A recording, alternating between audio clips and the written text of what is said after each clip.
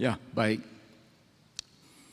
Karania Metta Sutta ini kalau di Indonesia ya biasanya ya disebut Karania Metta Sutta. Tapi kalau di Myanmar itu seringkali juga disebut sebagai Metta Sutta.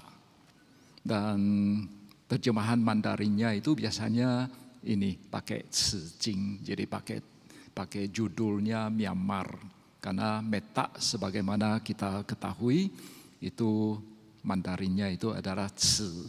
Sedangkan kalau Karuna itu Pei. Jadi oleh karena itu mungkin kalian pernah sering dengar istilah Tzu Pei. Nah, Tzu Pei itu artinya metta karuna.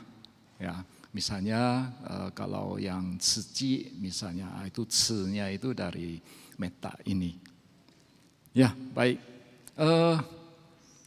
Karania Metta Sutta ini bisa kita temukan di dalam Tipitaka bagian Khuddaka Nikaya. Khuddaka Nikaya juga terdiri dari belasan judul. Dan salah satu judulnya namanya Khuddaka Patha.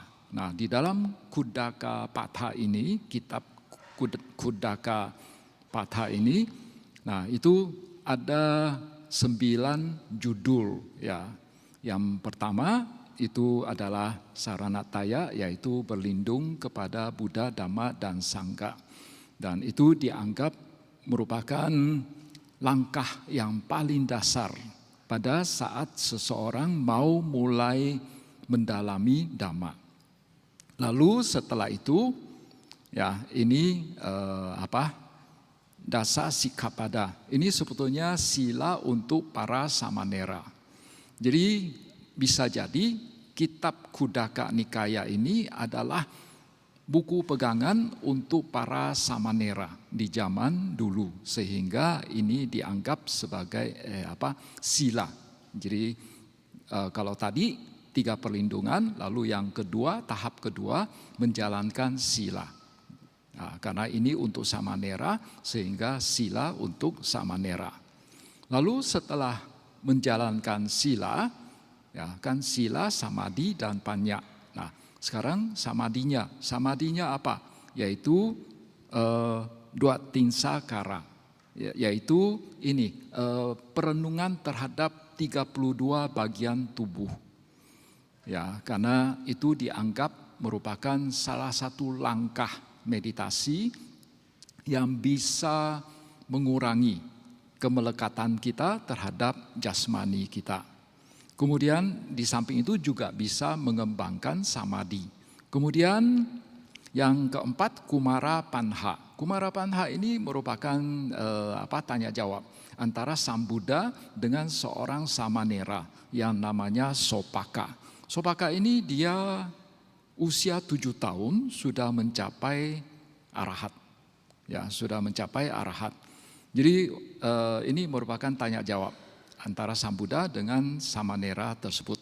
Dan melalui tanya jawab ini samanera itu secara secara resmi diupasampada menjadi biku. Mungkin waktu itu belum ada peraturan bahwa untuk ditabiskan diupasampada menjadi seorang biku itu minimal harus 20 tahun. Jadi ketika peraturan 20 tahun ini belum ada, ya jadi ada ini anak-anak yang baru usia 7 tahun itu sudah langsung ditabiskan menjadi biku. Dan tanya jawab ini sebagai sejenis upacara upasampada dari samanera Sopaka ini. Dan ini dikatakan oleh kitab komentar dikatakan merupakan kalau tadi sudah sila lalu ada samadhi. Nah, sekarang yang keempat ini adalah pengembangan panya, ya, pengembangan kebijaksanaan.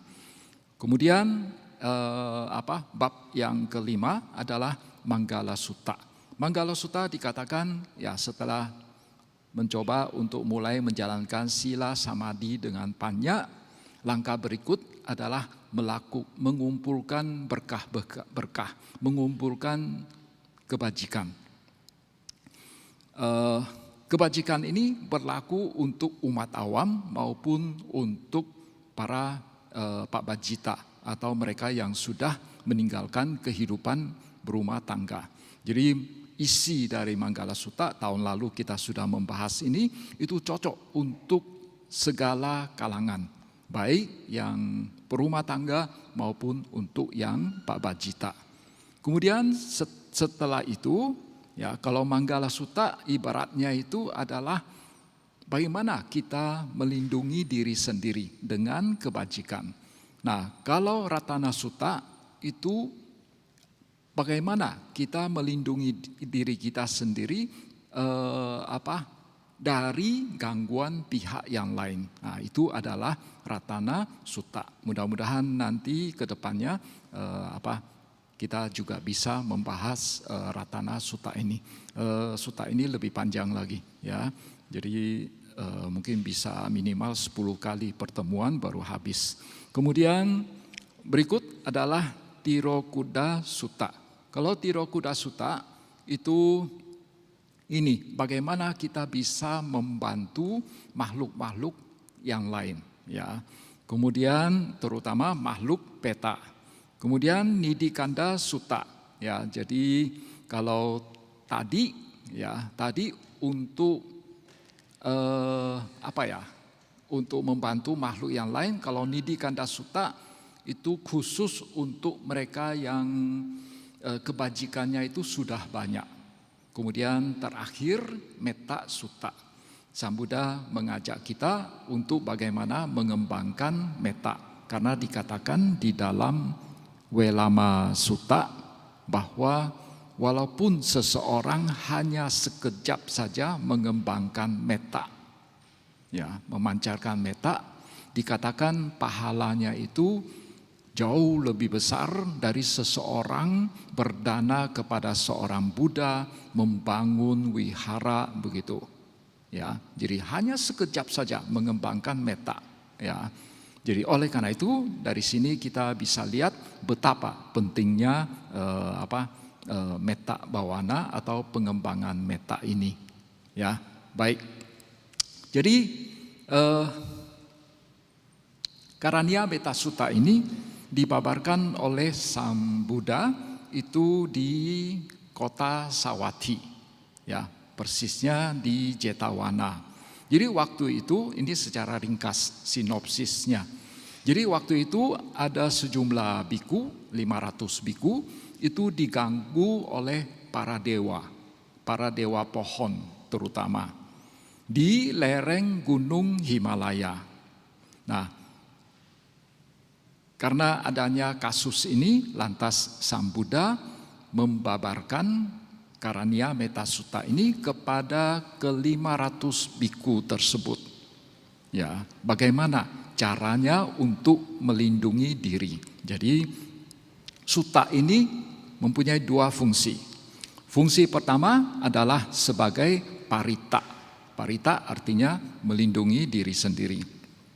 Lalu juga sebagai kamathana, sebagai objek meditasi.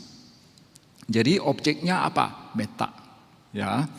Jadi fungsi sutta ini ada dua, sebagai parita, yang kedua sebagai objek meditasi.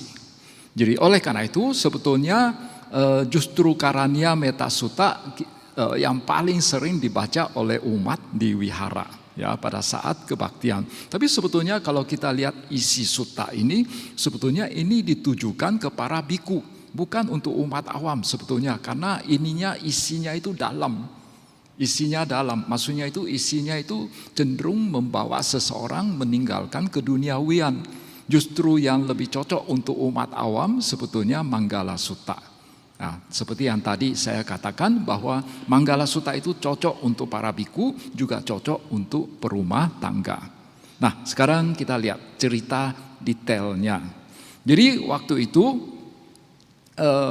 menjelang masa masuwasa begitu, ada satu kebiasaan para biku itu kalau sebelum masuwasa mereka bertemu dulu dengan Sang Buddha.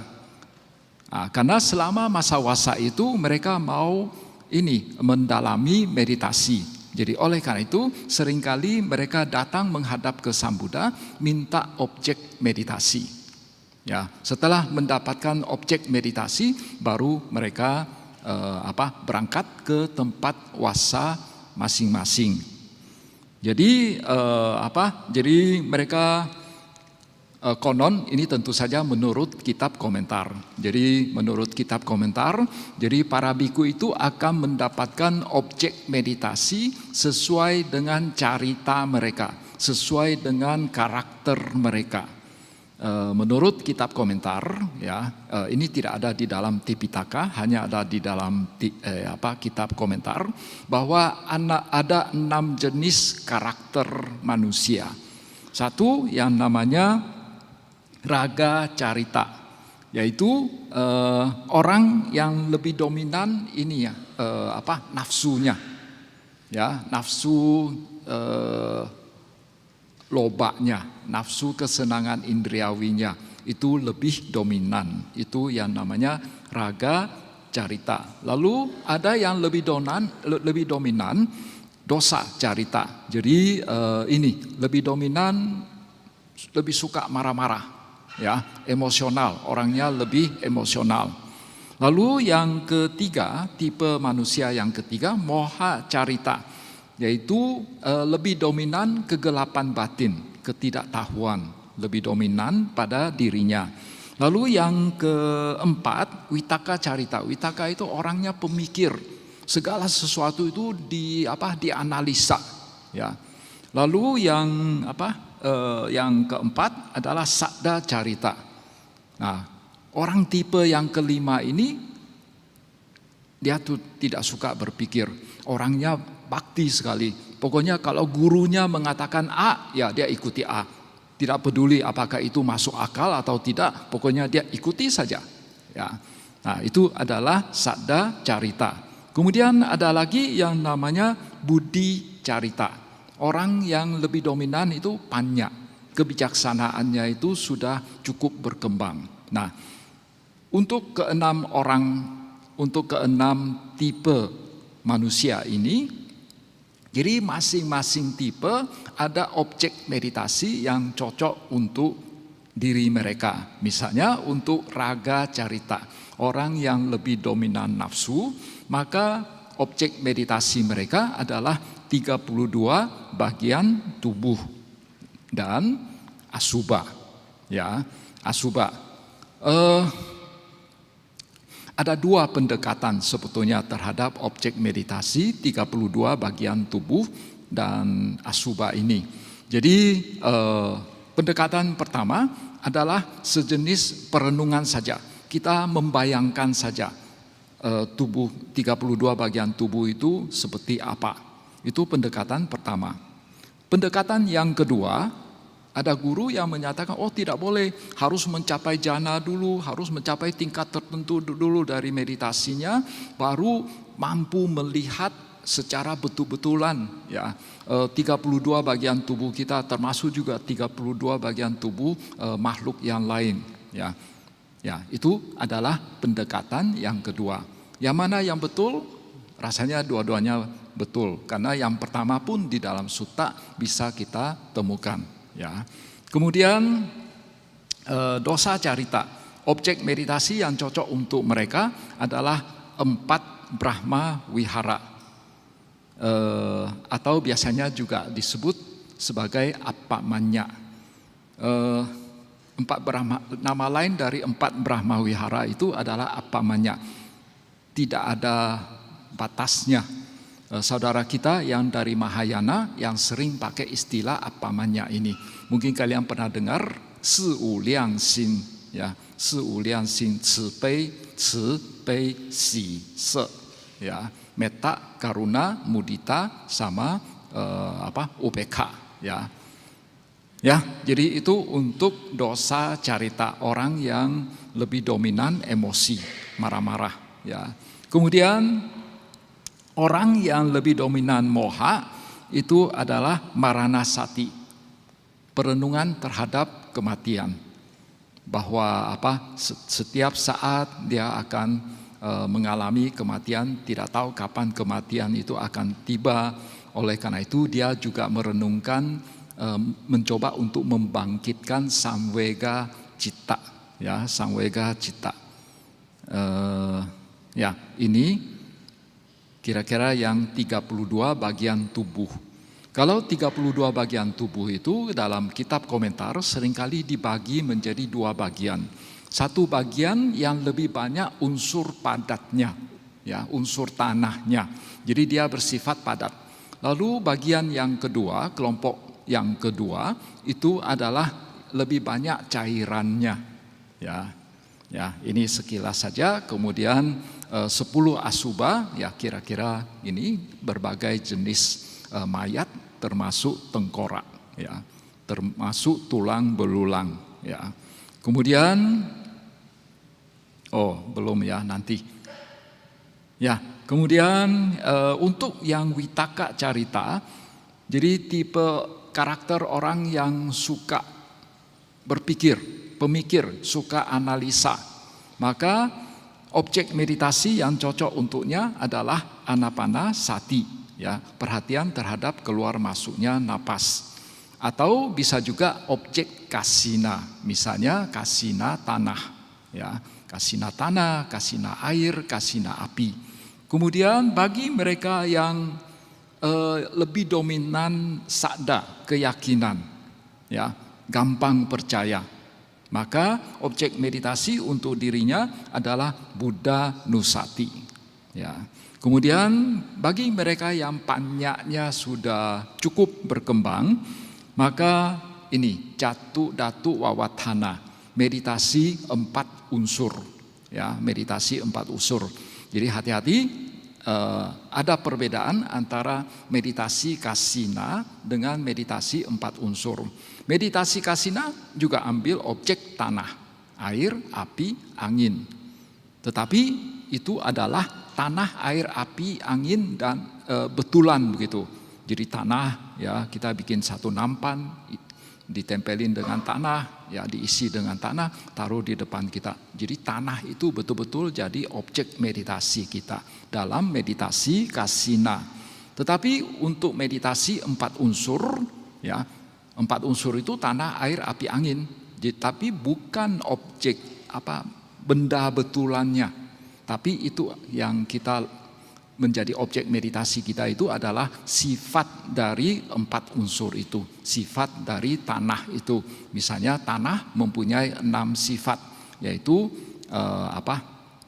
keras, lembek, kasar, licin, berat, ringan. Jadi 6 sifat itu. Jadi untuk meditasi 4 unsur, ya kita memperhatikan semua sifat itu atau hanya memperhatikan satu sifat saja. Biasanya semua sifat supaya tidak terjadi ketidakseimbangan unsur-unsur di tubuh kita. Ya, itu sekilas tentang objek meditasi untuk ke-6 tipe manusia. Tetapi dalam kenyataannya sejauh ini yang saya perhatikan, di dunia ini tidak ada satupun guru meditasi yang menggunakan cara ini. Jadi dari ke-6 tipe manusia ini juga dikatakan ada satu objek meditasi yang cocok untuk semua orang, yaitu anapanasati. Anapanasati. Jadi oleh karena itu lebih banyak menggunakan anapanasati. Dan sekali lagi, saya belum pernah melihat satu guru meditasi pun yang menggunakan cara ini. Maksud itu memberikan ke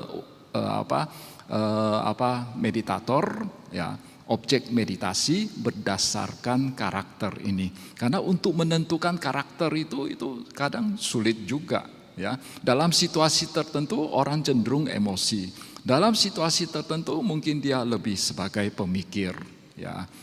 Nah, terhadap orang-orang tertentu mungkin dia itu percaya saja, ya. Jadi sulit untuk menentukan tipe manusia. Ya, baik, kita lanjut. Jadi ceritanya waktu itu ada 500 biku, ya.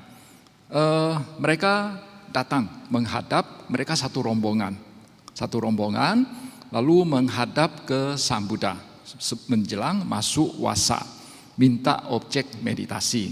Lalu setelah masing-masing biku ini diberi objek meditasinya, kamathana itu objek meditasi, maka mereka itu mencari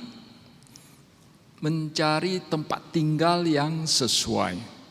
Lalu juga mereka mencari tempat untuk melakukan pindacara yang sesuai. Karena ada sejumlah kriteria. Kalau di sini mungkin kita sebut pindapata ya, pindapata. Nah, jadi ada sejumlah kriteria untuk tempat pindacara. Jangan terlalu jauh, jangan sampai menghabiskan waktu berjam-jam ya, hanya untuk pergi pindapata, lalu nanti kembali juga berjam-jam begitu. Nah, nanti waktu kita habis untuk jalan di jalan, mana ada waktu lagi untuk belajar yang lainnya. Jadi jangan terlalu jauh juga. Lalu juga tempat tersebut masih ada ada orang yang bersedia untuk memberikan makanan kepada kita. Jadi jangan sampai juga kampung di sekitar tempat tinggal bikunya itu penduduknya itu sedemikian miskinnya untuk memberi mereka makan sendiri saja. Untuk makanan mereka sendiri saja itu susah, apalagi mau kasih ke para biku. Dan memang kalau dari sejarah, kita juga lihat sejarah di India, ketika masyarakat di India itu sudah mulai makmur, baru mulai berkembang, mulai banyak para petapa dan para samana. Jadi ketika masyarakat masih miskin, sulit untuk menyokong para petapa. Ya. Para petapa mereka pindah cara, ya sulit untuk mendapatkan makanan. Jadi oleh karena itu sebelum para biku itu 500 biku ini mereka memutuskan mau wasa di mana, mereka survei tempat dulu. Ya, survei tempat dulu. Jadi lihat tempatnya cocok sebagai tempat tinggal atau tidak. Lalu untuk mendapatkan makanan gampang atau tidak. Ya. Nah, kemudian akhirnya mereka sampai ke kaki Gunung Himalaya, ya dekat dengan kaki Gunung Himalaya. Kalau kita lihat kota Sawathi, ya sebetulnya sudah sangat dekat dengan Gunung Himalaya.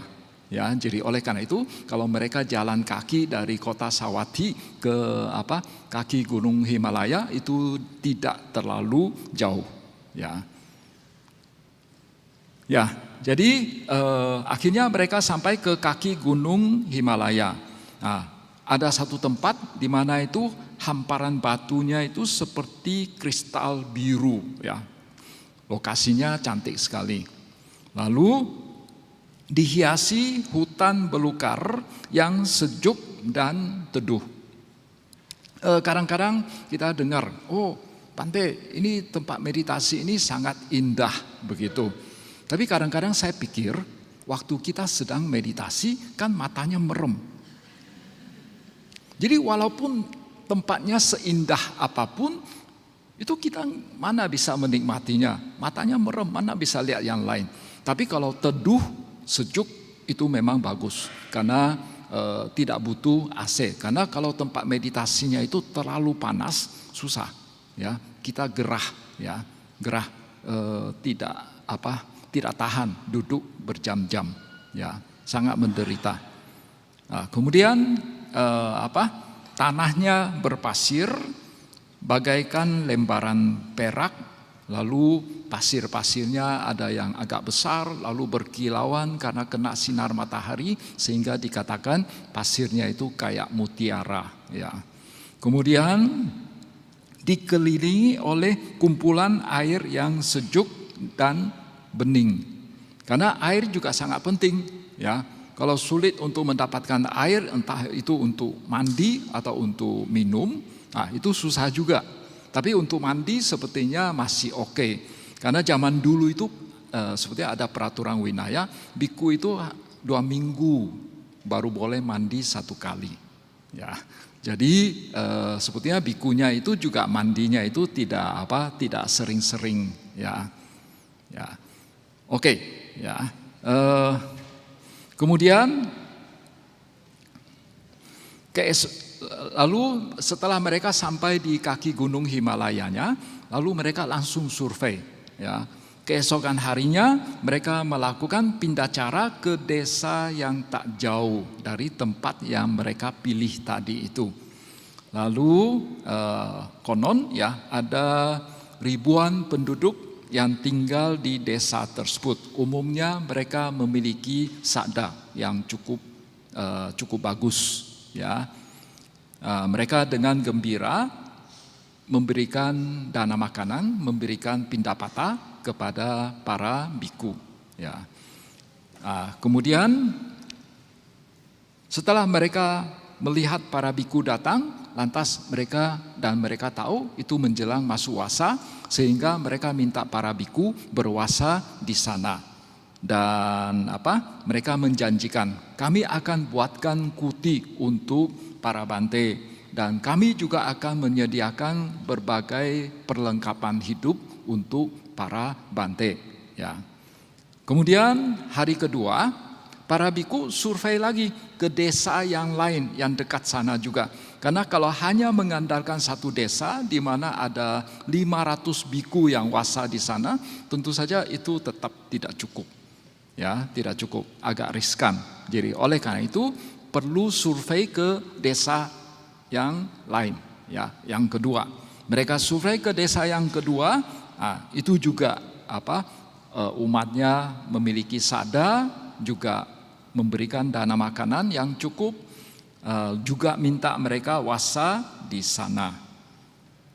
Lantas para biku mengambil kesimpulan, kalau begitu kami boleh wasa di sini, tak ada rintangan untuk berwasa di sini. Kemudian mereka mulai masuk ke hutan belukar. Ya, jadi tadi dikatakan hamparan pasirnya ini, tapi sebetulnya dekat sana juga banyak hutan. Ya, banyak hutan. Jadi mereka sepanjang hari dengan bersemangat untuk berlatih meditasi. Juga mereka mengembangkan apa yang disebut sebagai yoniso manasikara. Yoniso manasikara ini secara harafiah, manasikara itu berarti perhatian. Yoniso, kalau saya terjemahkan sebagaimana mestinya. Kadang-kadang ada yang terjemahkan secara bijaksana. Jadi perhatian sebagaimana mestinya atau perhatian secara bijaksana. Kalau ada yoniso manasikara, berarti juga ada ayoniso manasikara. Apa bedanya? Untuk satu objek kita bisa yoniso manasikara, bisa juga ayoniso manasikara. Ya, misalnya ketika kita berhadapan dengan makanan. Makanan punya dua aspek. Ya, makanan punya dua aspek.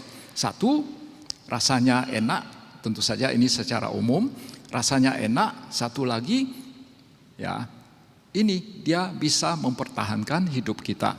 Jadi kalau ayoniso manasikara, perhatian yang tidak semestinya. Jadi ketika kita berhadapan dengan makanan, lantas kita melihat aspek enaknya itu, aspek enak, tidak enaknya itu yang bisa menimbulkan kotoran batin kita, itu yang namanya ayoniso manasikara. Perhatian yang tidak semestinya. Kita memperhatikan aspek yang bisa menimbulkan kotoran batin kita.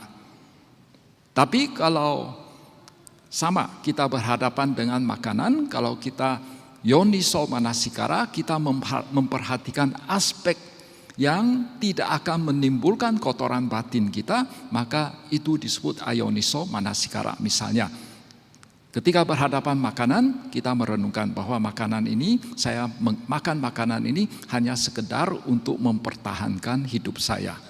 Ya, bukan keenaknya, bukan ketidak enaknya. Begitu juga terhadap kita berhadapan dengan manusia. Kalau kita melihat cantiknya, melihat aspek gantengnya, itu adalah ayoniso manasikara. Tapi kalau misalnya kita berhadapan dengan manusia, ya makhluk hidup lainnya, kita melihat aspek asubanya, ya melihat aspek asubanya, maka itu dikatakan yoniso manasikara. Jadi sekali lagi, terhadap satu objek kita bisa melihat dengan dua sudut pandang, ya. Satu yoniso manasikara, satu ayoniso manasikara.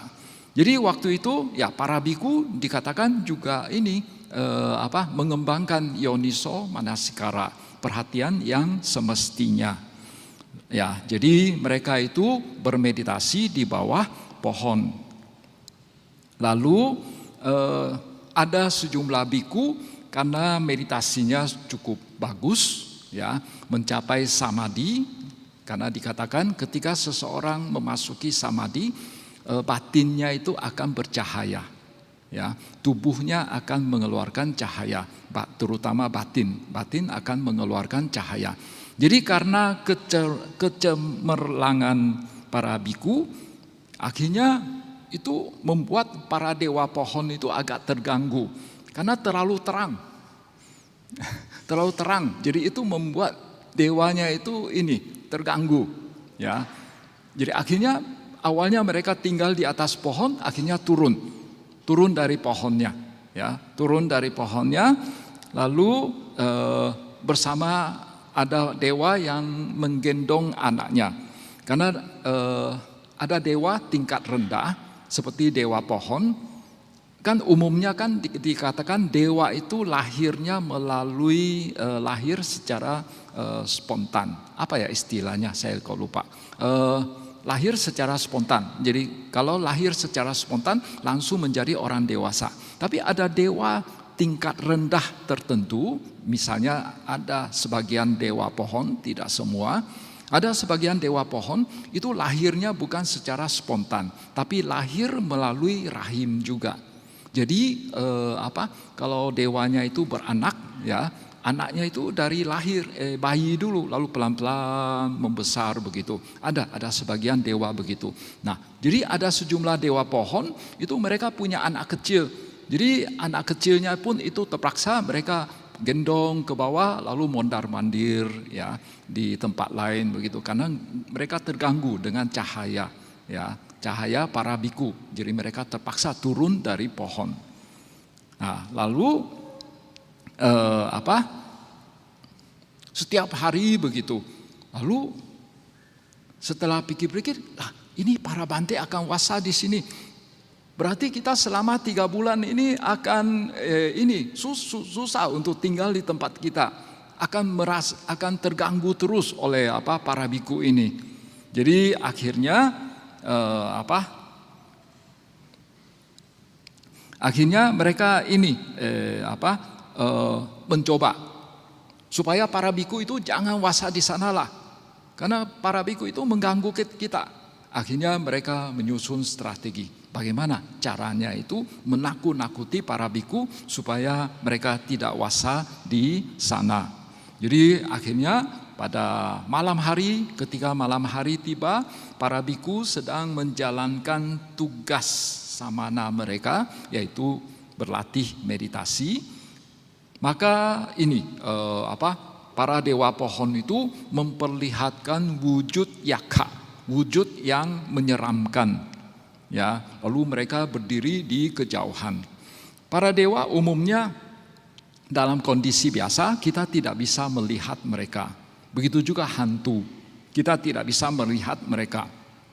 Tapi kalau mereka mau, mereka bisa kasih lihat, memperlihatkan diri mereka.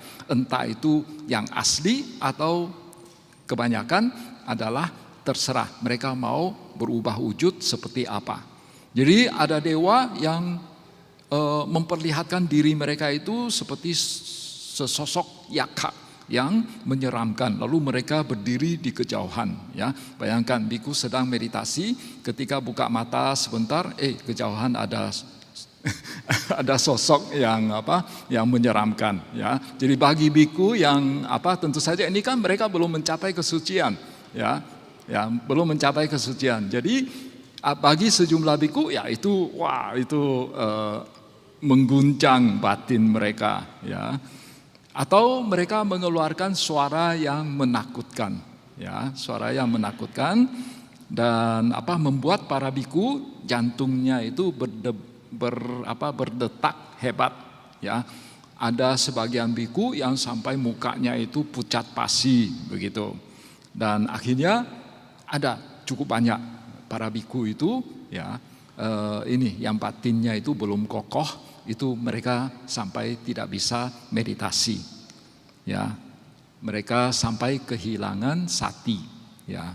Lalu kadang juga para dewa itu bukan hanya dari segi visual, dari segi suara saja mengganggu para biku.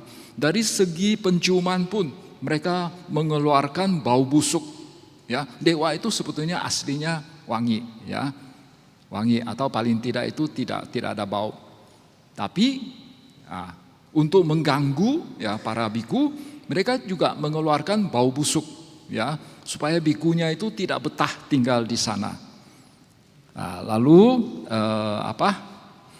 Jadi para biku yang meditasi, ya, sampai karena pikirannya macam-macam, akhirnya tegang, ya, kepalanya seolah-olah mau pecah. Tapi waktu itu mereka tidak bercerita satu sama lainnya. Mungkin merasa ini hanya masalah saya sendiri, ya, masalah saya sendiri. Jadi tidak perlu mengganggu bante yang lain, tidak perlu mempengaruhi bante yang lain. Sampai satu saat, ya, para biku kan mempunyai kebiasaan setiap hari uposata, ya, setiap Cei Capgo atau setiap bulan purnama atau bulan gelap, para biku itu biasanya berkumpul bersama. Jadi mungkin awalnya biasanya itu sehari-hari mereka tinggal pisah-pisah, ya, terpencar-pencar di dalam hutan. Tapi ketika hari uposata semua kumpul di satu tempat yang sudah dijanjikan. Jadi mereka bersama-sama mengulang patimokkha atau mendengarkan pengulangan patimokkha. Nah, jadi biasanya itu setelah pembacaan patimokkha biasanya ada sejenis anusasana, briefing secara singkat dari biku yang paling senior kepada biku-biku yang junior lainnya. Jadi waktu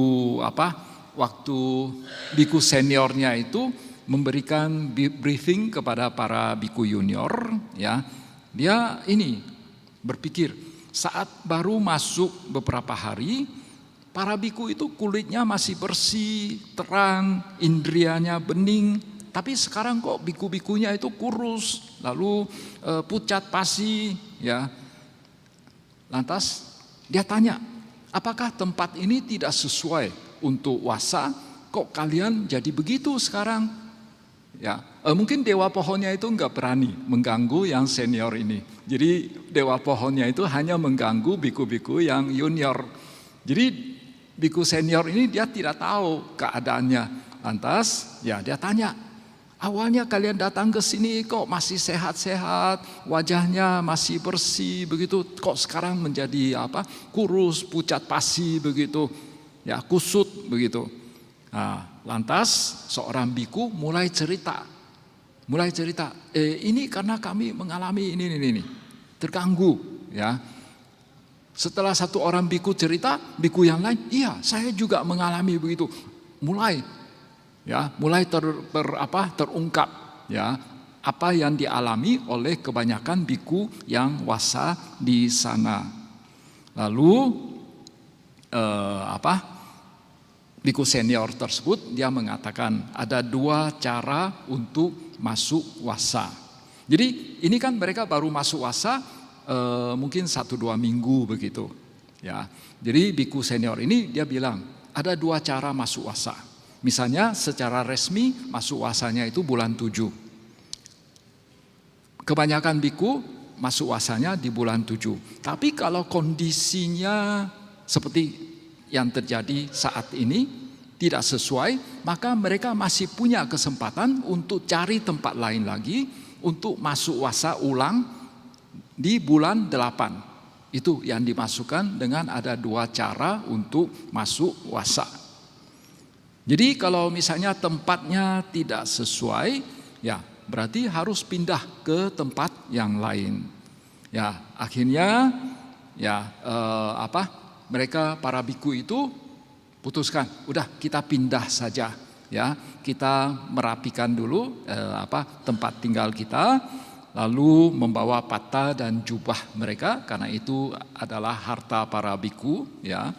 Lalu diam-diam mereka tidak memberitahu ke umat yang di desa, karena kalau mereka memberitahu pasti itu akan disuruh untuk tetap tinggal di sana. Ya, lalu mereka juga pasti nggak enak untuk cerita ke umat apa yang mereka alami. Jadi akhirnya mereka diam-diam berangkat ke kota Sawati. Mereka mau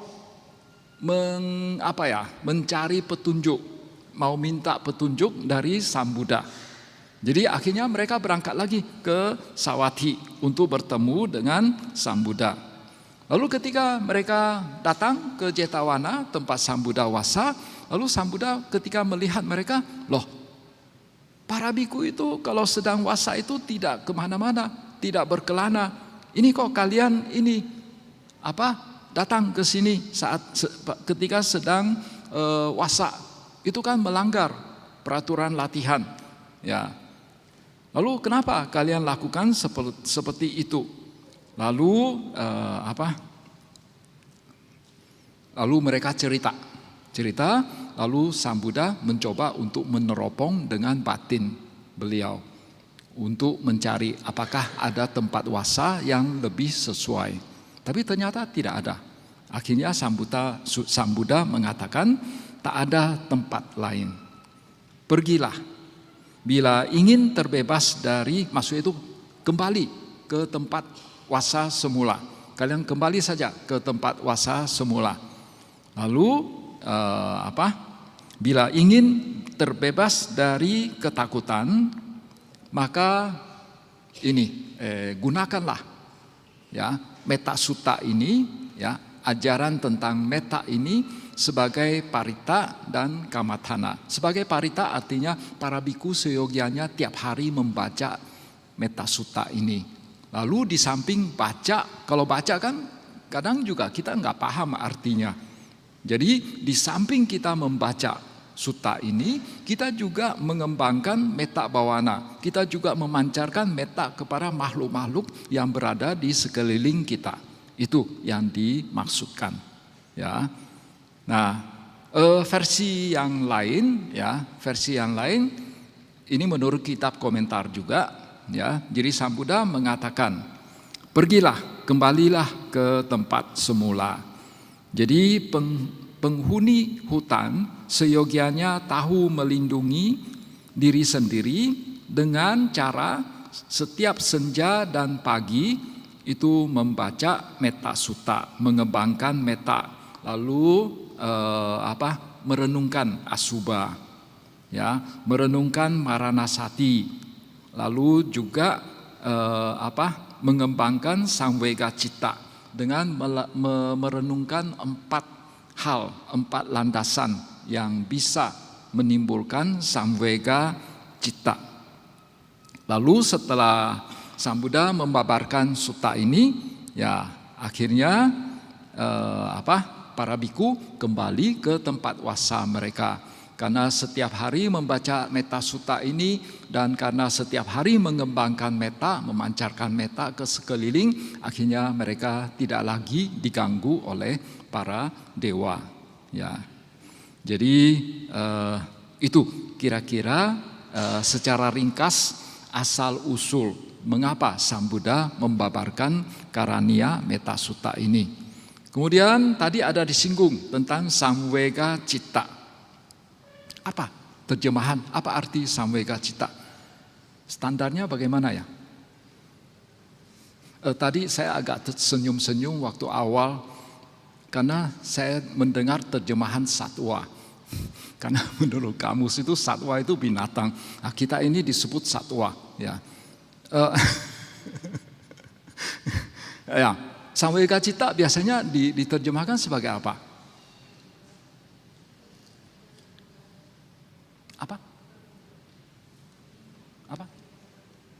Suaranya agak keras. Hah? Tergugah. Oh, batin yang tergugah. Ya, secara harafiah samvega itu artinya obok-obok. Ya. Jadi samvega cita berarti batin kita itu terobok-obok, tergugah, ya, tergugah. Atau bahasa Inggrisnya itu sense of urgency.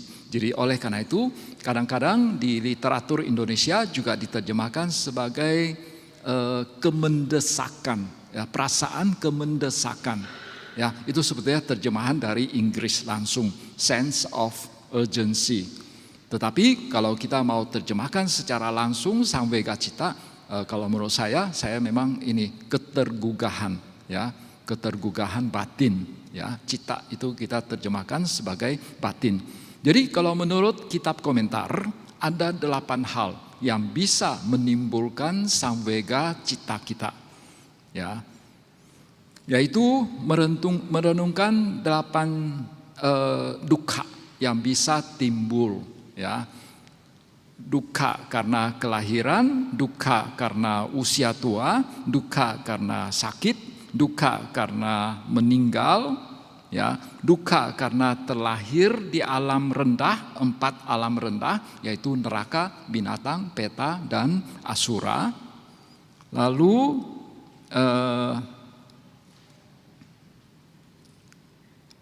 juga dukkha di masa lalu, di masa sekarang, juga di masa yang akan datang. Ya, jadi itu kira-kira 8 hal, 8 objek perenungan yang bisa menumbuhkan samvega cita, ya, batin yang tergugah. Oke, baik, itulah kira-kira sekilas, ya, asal usul Sang Buddha membabarkan Karaniya Metta Sutta ini. Sekarang jam berapa?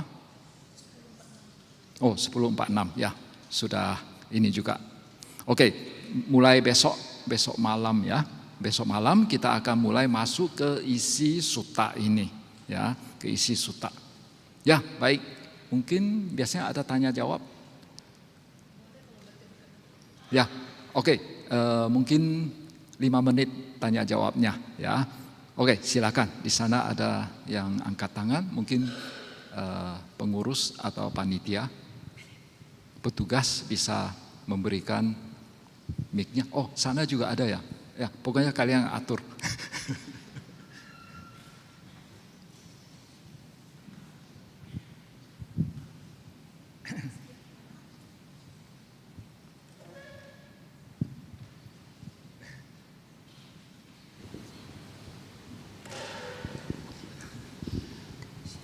Bante Namo Buddhaya, bolehkah Bante menjelaskan secara singkat beda antara Asubha dan Maranasati?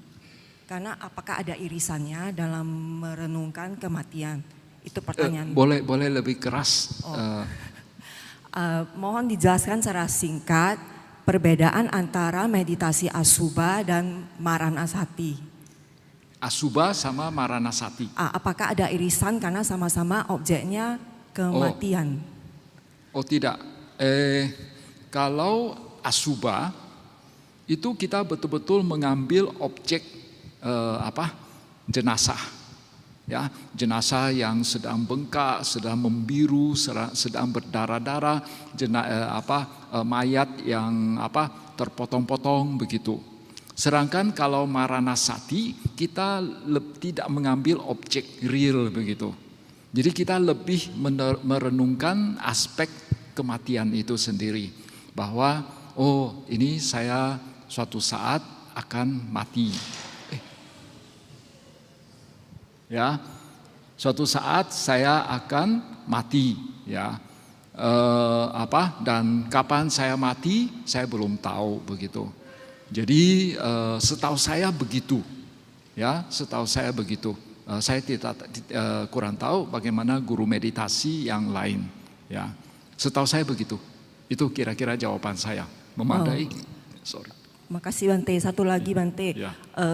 apakah Bante lebih menganjurkan kita menguasai satu objek meditasi dulu, atau kita boleh memilih objek sesuai hari itu kondisinya lebih gimana, memilih objek sesuai misalnya yang Buddha Nusati atau Anapanasati? Makasih Bante, itu saja.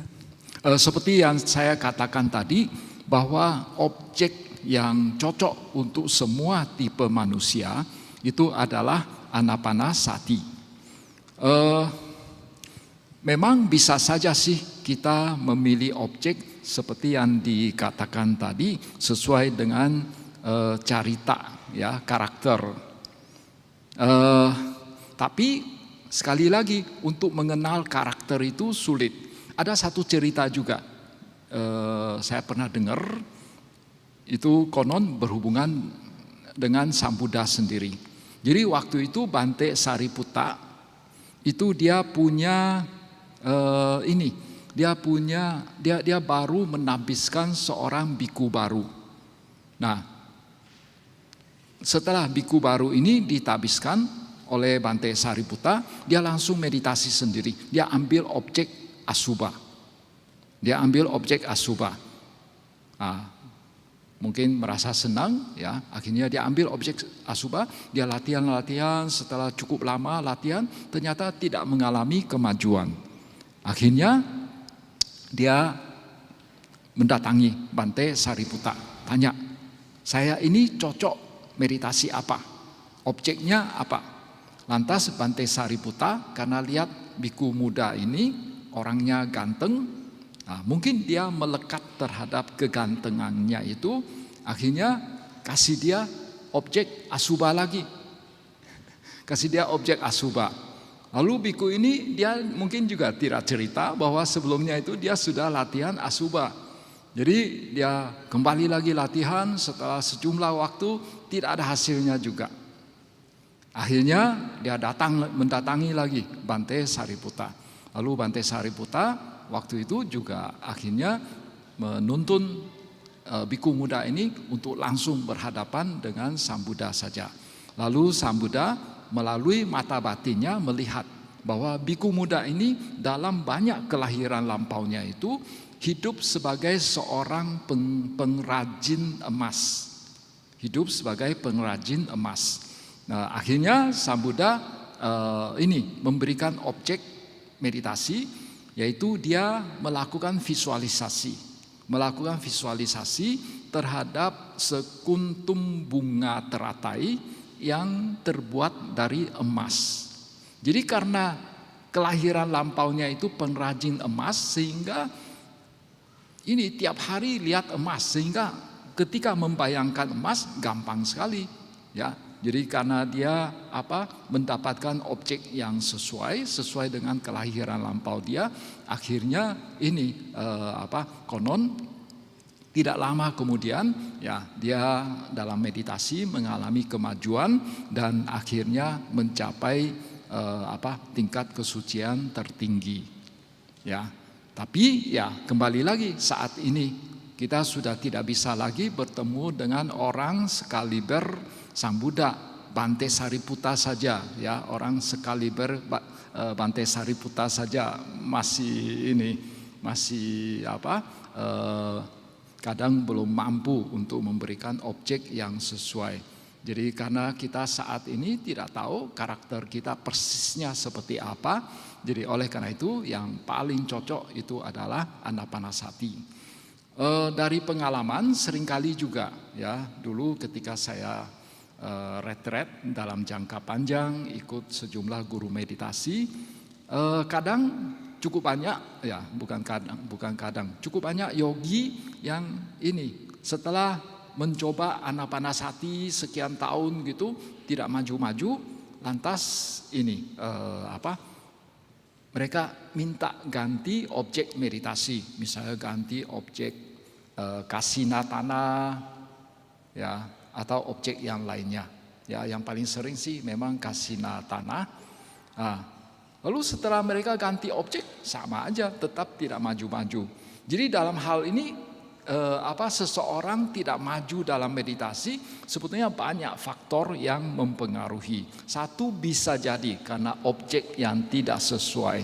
Tapi satu faktor yang lain lagi bisa jadi karena paraminya memang kurang. Dalam kelahiran lampau kita itu memang masih kurang meditasi. Sehingga kalau sekarang meditasi, walaupun ketemu dengan guru yang hebat, tapi tetap sulit untuk mengalami kemajuan yang signifikan. Jadi oleh karena itu ya hati-hati ya, belum tentu kalau kita ganti objek meditasi akan bisa mengalami kemajuan yang signifikan dalam meditasi.